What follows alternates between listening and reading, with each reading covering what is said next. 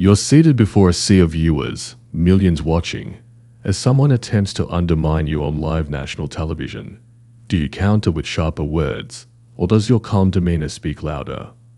This is the story of Karoline Leavitt, a woman who chose the latter approach. No microphone, no biting comeback, no raised voice, just resolute composure. The result? The audience transitioned from chuckling at her to hanging on her every word. The studio hummed with electric anticipation. The lights cast a warm glow, but an undercurrent in the air suggested this was no ordinary late-night political show. For days, Evening Edge producers had promoted a special segment, teasing a fiery live clash destined to spark debates and command attention. The nation tuned in, eager for the drama. On one side of the stage stood Miles Benton, a comedy legend celebrated for his incisive political satire, ready to deliver his trademark humor. On the other was Karoline Leavitt, the poised White House press secretary, making her debut on the program. For now, all eyes were on Miles. He sauntered confidently onto the stage, microphone in hand, flashing his signature smirk. The crowd erupted, not just for his fame, but because they knew what was coming. Cutting punchlines, truths wrapped in wit, and comedy that flirted with discomfort. He adjusted the mic and spoke smoothly. "You know," he began, "some politicians lead with conviction, others with tweets." The room roared with laughter. He pressed on. "I've seen more chemistry at middle school science fairs than at those White House briefings." The audience lapped it up.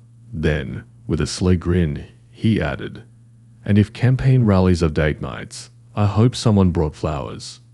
More laughter followed. He was the undeniable star of the moment. But then, something shifted, not in the lighting or the script, but in the atmosphere itself. From the stage's edge, a figure emerged. Karoline Leavitt, unruffled, composed, and untouched by the surrounding mirth. She moved toward her seat without fanfare, her navy suit impeccably tailored, her blonde hair neatly pulled into a ponytail, her face unreadable. Suddenly, the room's energy changed. The crowd quieted, phones raised to capture the moment, but the laughter softened. Karoline's mere presence had altered the dynamic. Miles turned to her, his grin now tinged with amusement. "Ah, here she is," he said lightly. "The voice of the administration. Welcome, Karoline." She didn't respond immediately. No wave, no nod, just a steady walk to her seat. She sat, hands neatly folded, eyes calm and observant. The host, Janelle Rhodes, tried to keep things light. "It's great to have you here, Karoline. We just heard Miles' take on, well, everything," she said, as the audience chuckled again, though this time it was subdued. Something had shifted. Karoline's response was simple. "Thanks for having me." No defense, no offense, just quiet strength. Miles chuckled. "See, she's good," he said, gesturing toward her. "Rare to see someone from DC sit this still without spinning a narrative." A few giggles erupted, but the atmosphere was different now. Karoline's steady gaze and pressed lips, not from frustration, but from focused calm, set the stage for what was to come. Karoline spoke again, her voice unwavering. "I believe in open dialogue. Humor can be powerful, but it shouldn't overshadow reality." A long, weighty silence followed, not uncomfortable, but a collected pause where the room felt the gravity of her words. Janelle leaned forward, sensing the shift. "Do you feel that lines been crossed tonight?" she asked. Karoline's reply was deliberate. "There's a difference between laughing with people and laughing at them, between exposing hypocrisy and mocking the unseen work." Miles raised an eyebrow, intrigued but slightly unsettled by her tranquility. "So, you're saying I crossed that line?" Karoline's response carried quiet conviction. "It's easier to entertain than to inform. When millions are watching, we owe them more than just punchlines." The room fell into a stunned silence. A few claps began, tentative at first, then growing stronger. Karoline turned to Janelle, who offered a respectful nod. Karoline continued, During the last administration, the First Lady engaged in over 50 charitable initiatives, met with more than 30 international leaders, and represented America on 15 global trips. That might not make for great comedy, but it matters. The applause swelled louder. It's easy to be loud, she added. It's harder to be accurate, but I believe we can do both and still be fair. For the first time, Miles appeared uncertain. His confident grin remained, but it had lost its sharpness. The audience wasn't laughing. They were listening. Karoline didn't smile, not out of coldness, but out of resolve. She wasn't there to engage in verbal sparring. She was there to make a point. Janelle pressed further. Karoline, you mentioned the weight of public service and the dangers of turning it into entertainment. Could you elaborate? Karoline leaned forward slightly, hands still folded. When public figures are reduced to caricatures, when every policy becomes a punchline, we risk losing sight of what's real. We forget the people behind the titles, the hard work, the late nights, the decisions made when no one's watching. Miles, always quick with a retort, leaned in to lighten the mood. But isn't that the job, being under a spotlight? Satire's part of the deal. Karoline nodded. You're right. Public scrutiny is part of the job, and comedy can serve as a mirror. But a mirror can reflect truth or distort it. When we use humor to raise awareness, it's powerful.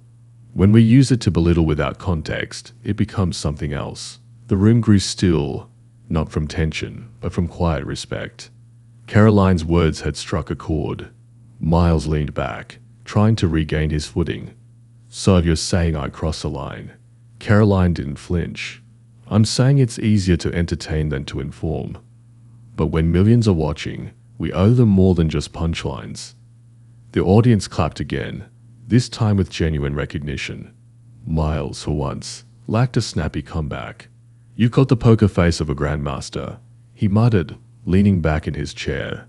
And answers to match. Even he couldn't deny the shift in the room. Karoline simply nodded. Sometimes silence speaks louder than words. The conversation had evolved from comedy to a reflection on responsibilities of leadership, and the audience was fully engaged in the deeper dialogue unfolding before them. By the night's end, it wasn't about who had won. It was about what had been said, and the profound questions that lingered in the air. The conversation had transcended comedy, becoming a meditation on leadership's weight and responsibility. Backstage, Miles sat alone, scrolling through comments, realizing he no longer held sway over the narrative. Karoline had demonstrated that true leadership isn't a performance, it's a duty. Sometimes, you don't need to raise your voice to make an impact. Clarity, conviction, and a willingness to listen can suffice. The cultural pivot was unmistakable. The audience had chosen clarity over chaos. Karoline's steadfast presence had reframed the discourse, reminding everyone that leadership demands accountability, not just applause. Her words echoed beyond the studio, challenging viewers to reconsider the role of humor in public life. Miles, for all his wit, had been outshone not by volume, but by substance. The applause that followed Karoline's remarks wasn't just for her, it was for the ideals she represented. Integrity, purpose, and the courage to stand firm without resorting to theatrics. As the show concluded, Janelle's respectful nod to Karoline underscored the shift in tone. The audience, once primed for laughter, left with something deeper, a renewed appreciation for the unseen work of public service. Karoline's approach had dismantled the caricature, replacing it with a human story of dedication. Her calm had disarmed the room, proving that strength doesn't always roar. Sometimes it whispers, and the world leans in to listen. The moment marked a turning point, not just for the show, but for the broader conversation about how we engage with those who serve. Karoline's message was clear. When we reduce public figures to punchlines, we diminish the complexity of their work and the people they serve. Her refusal to play the game on Miles's terms, opting instead for measured, thoughtful responses, set a new standard for discourse.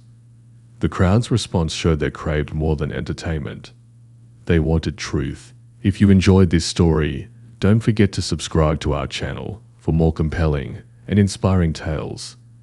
Karoline's story is a reminder that in a world of noise, clarity can cut through, and in a culture of chaos, conviction can prevail. Her legacy from that night wasn't in outwitting a comedian, but in redefining what it means to lead with grace under pressure. The nation watched, and they didn't just see a press secretary.